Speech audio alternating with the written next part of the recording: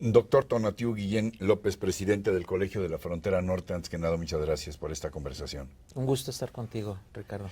Gracias. Doctor Guillén López, ¿cuáles son las características más distintivas, más notables y más notorias, sobre todo, de este reciente fenómeno de migración infantil de Centroamérica, pero también que incluye niños mexicanos hacia los Estados Unidos?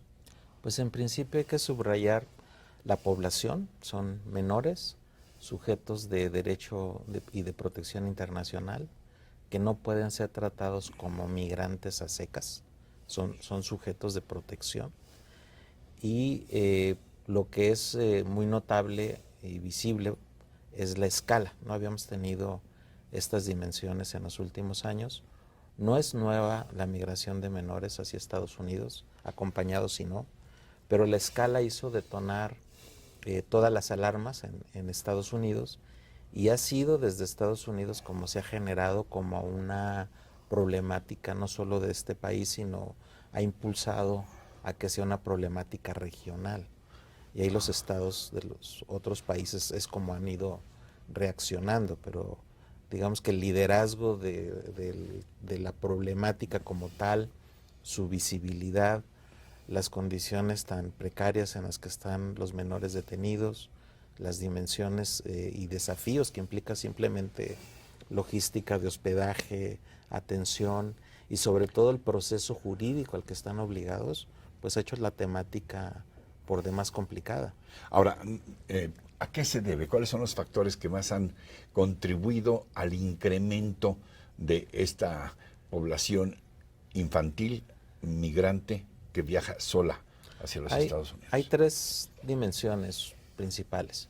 Una es inseguridad y violencia con todas sus expresiones. ¿En sus países de origen? En los países de origen, especialmente Honduras, creo que es característico de este efecto. Sí, tienen algunas de las ciudades catalogadas como más peligrosas del mundo, como Correcto. San Pedro Sula y como San otra. Pedro Sula en particular, Tegucigalpa mismo también muy difícil. Entonces son contextos que provocan un grado de expulsión muy grande. El otro gran paquete de factores es el de la reunificación familiar.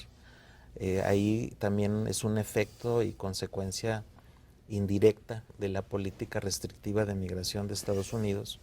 Dicho muy simple, entre más se ha cerrado el flujo y la dinámica de circularidad previa, más se han quedado los padres, las familias, y eso genera un foco de atracción también de los menores. Que van a buscar a sus que padres. van a buscar a sus padres.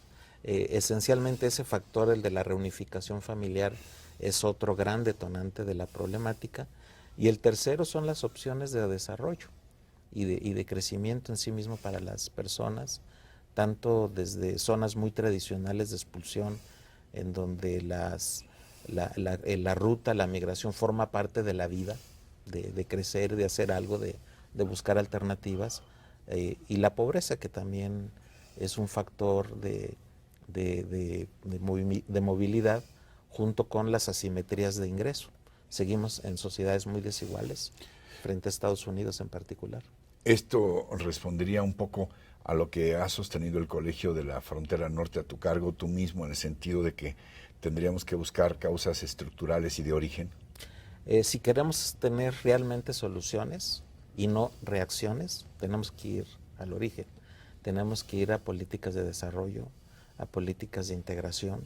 Desafortunadamente lo que ha predominado son dinámicas de exclusión social muy, muy severas, y sobre eso construir mapas de desarrollo, por lo menos en el corto plazo, focalizadas a las zonas de expulsión, sería una prioridad, y además económicamente muy viable. Yo no veo que no sea posible dentro de este mapa de gastos tan terrible que se está haciendo simplemente para detener y fortalecer una frontera ¿Crees que esos militarizada. recursos debieran Al menos una aplicarse? fracción Claro. de esos recursos serían un potentísimo factor no solo de desarrollo, sino de evitar, no totalmente seguramente, porque la reunificación familiar continuaría, pero sí generaría otras opciones de vida especialmente para menores, que es dramática la situación en la que tienen que moverse. Pero hablando de dramas, el problema es que tenemos una situación urgente, emergente, independientemente de atender, digamos, en un mediano plazo las causas que originan este fenómeno. Estamos ante, ya se ha dicho, hasta la saciedad, ante una crisis humanitaria. ¿Qué tendríamos que hacer ya de inmediato? Ahí hay que subrayar que el tema en Estados Unidos forma parte ya de una disputa política electoral. Republicanos contra sí, demócratas. ahí sigue esa pelea. No forma parte de las reacciones humanas que uno esperaría de una emergencia humanitaria, lamentablemente, lo cual es la forma más horrible de afrontar una problemática de esas características.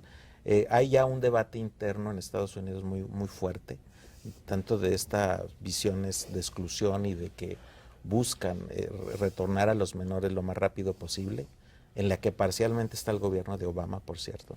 Están tratando de empujar reformas que faciliten los retornos. Y hay otras posiciones, también, sobre todo sociedad civil, algunos sectores políticos, que están pugnando por efectivamente medidas de protección y de asilo de los menores. Entonces esa disputa está viva, pero lo que hay que subrayar es que se está envolviendo en una dinámica político-electoral y en lo inmediato, lo urgente es cómo proteger, dar refugio y no cómo expulsar y retornar a los menores. Creo que esa es la esencia del debate de los menores que ya están detenidos. Y del flujo sí tendría que estar pensándose en alternativas de desarrollo también de emergencia. Ahora, doctor, de cada 100 niños migrantes solitarios, ¿tenemos idea de cuántos son centroamericanos y cuántos son mexicanos? Porque de pronto tengo la impresión de que como ya les colgamos, los etiquetamos como centroamericanos, pareciera que no hay niños mexicanos en esa condición, pero yo sospecho que sí, y no son pocos. Hay muchísimos niños mexicanos. Tradicionalmente... ¿De cada 100 como cuántos serán mexicanos? A ver, estamos hablando ahorita de aproximadamente que entre 15 y 18 mil mexicanos por año, y el total de niños mexicanos que son detenidos, no del flujo, que son detenidos. O sea, pueden pasar mucho más. Eventualmente el número es mayor, mismo de los centroamericanos. Claro. Son cifras muy difíciles de estimar, pero pensemos que el número ahorita de centroamericanos está duplicando, poco más que duplicando este número de niños mexicanos. Entonces más o menos estamos 3-1 en este momento. Hay que hacer la medición con más cuidado, pero sí subrayo que en el caso de los niños mexicanos no obedecen exactamente la misma problemática, aunque haya zonas también muy inseguras en México sí. Pero no tienen el entorno, por lo menos en el espacio de los niños y jóvenes, no pareciera ser características de igual proporción. Parecidas puede haber, pero no en las mismas escalas. Y sí hay una dinámica muy potente de reunificación familiar, eso también creo que domina mucho en el caso de los mexicanos, y domina también esta movilidad tradicional histórica de la que hemos estado haciendo referencia. Entonces no serían situaciones exactamente iguales, y también es cierto que el trato que le dan en Estados Unidos a los niños mexicanos por ley es distinto. En el caso de los centroamericanos están obligados a un proceso jurídico mucho más complejo. En el caso de los mexicanos hay mecanismos más ágiles que pues generan que el retorno sea efectivamente muy rápido, con contacto con los consulados, pero lo regresan muy rápido. Para los centroamericanos están tratando de hacer también mecanismos y acuerdos que faciliten regresos rápidos. A propósito, se ha hablado ya de que tiene que haber una solución, una propuesta de solución integral. ¿Qué tendrían que hacer ya los países centroamericanos? ¿Qué tendría que hacer México como país de tránsito, aunque también expulsor de niños, ya nos dabas la cifra, y los Estados Unidos? Uno de los efectos, dentro de lo malo que está sucediendo, uno de los efectos positivos es que pueda avanzarse a una visión regional de la problemática. Y regional quiere decir que involucre políticas de cooperación entre Estados Unidos, México, Guatemala, El Salvador y Honduras, que por primera vez veamos la problemática de conjunto. Si se avanza en esta ruta, lo coherente sería estas políticas de desarrollo, de corresponsabilidad. Sin duda los estados centroamericanos tienen su parte fundamental, una responsabilidad mayor del cuidado de sus menores en particular.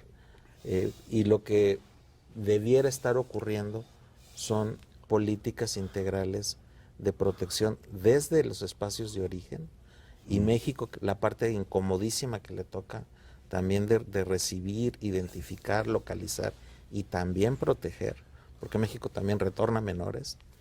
Entonces esa visión integral es la que debiéramos estar pugnando desde la perspectiva de protección y de desarrollo, y no tanto de detención y de expulsión, sino protección y desarrollo. Si esos conceptos los traducimos a programas regionales mayores, y reitero, no quiere decir recursos imposibles.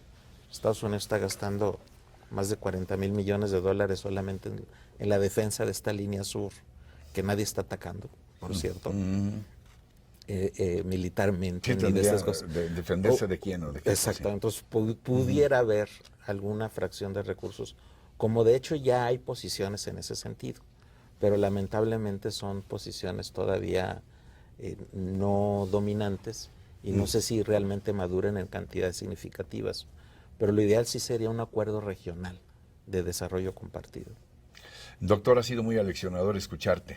Te lo aprecio mucho y te agradezco, y estaremos en contacto, y ojalá pronto volvamos a vernos en esta zona del país donde no termina el territorio, donde comienza el territorio, la frontera norte. Correctísimo, donde empieza la patria, dice empieza la el patria. lema de Tijuana. Así es. Un gran gusto. Gracias, Carlos, gracias, gusto. gracias.